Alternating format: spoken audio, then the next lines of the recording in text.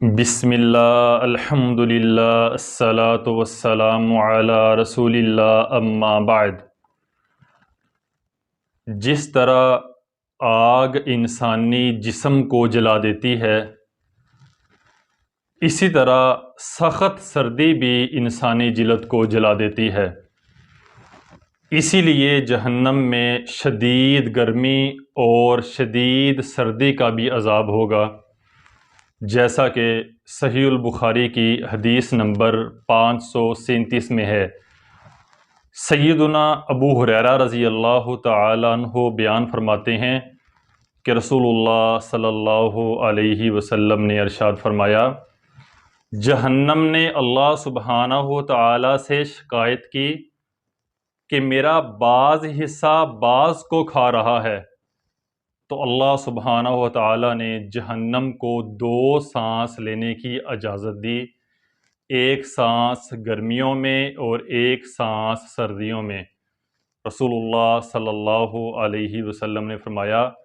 جب تم سخت گرمی کو محسوس کرتے ہو تو جہنم گرم سانس لے رہی ہوتی ہے، اور جب تم سخت سردی کو محسوس کرتے ہو تو جہنم سرد سانس لے رہی ہوتی ہے۔ اللہ سبحانہ و تعالی نے انسان کو بہت زیادہ نرم و نازک اور حساس جسم عطا کیا ہے،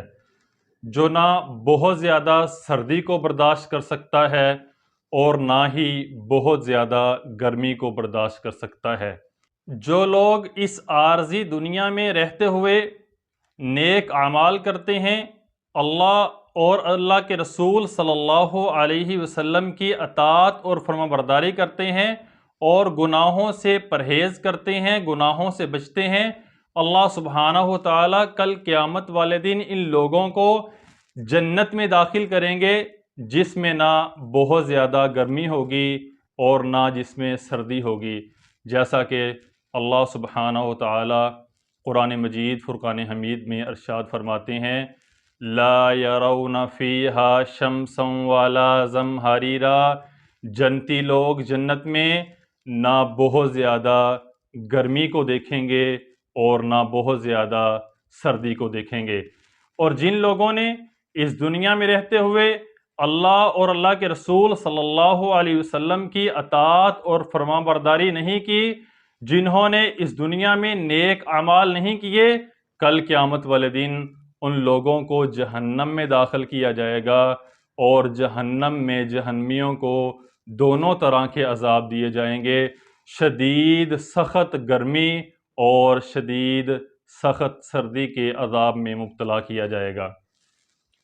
جہنم کے جس خطے میں بہت زیادہ سردی ہوگی اس کو زمہریر کہا جاتا ہے، جیسا کہ سیدنا عبداللہ بن عباس رضی اللہ تعالیٰ عنہ بیان فرماتے ہیں، جہنم کا وہ حصہ جس میں بہت زیادہ سردی ہوگی اس کو زمہریر کہا جاتا ہے، اور وہ اتنا سرد حصہ ہوگا کہ ہڈیوں سے گوشت کو اتار دے گا، اور وہاں کے باسی اللہ سبحانہ و تعالی سے جہنم کی آگ اور تپش کا مطالبہ کریں گے۔ سامعین محترم، قابل غور بات یہ ہے کہ ہم اس دنیا میں یہ جو عارضی دنیا ہے، جس کی قدر و قیمت ایک مچھر کے پر کے برابر بھی نہیں ہے، ہم اس دنیا میں رہتے ہوئے جب گرمی آتی ہے تو گرمی سے اپنے آپ کو بچانے کے لیے بہت زیادہ اہتمام کرتے ہیں، اور جب سردی کا موسم آتا ہے تو سردی سے اپنے آپ کو بچانے کے لیے بھی بہت زیادہ اہتمام کرتے ہیں۔ تو کیا ہم نے جہنم کی سردی اور جہنم کی گرمی سے بچنے کے لیے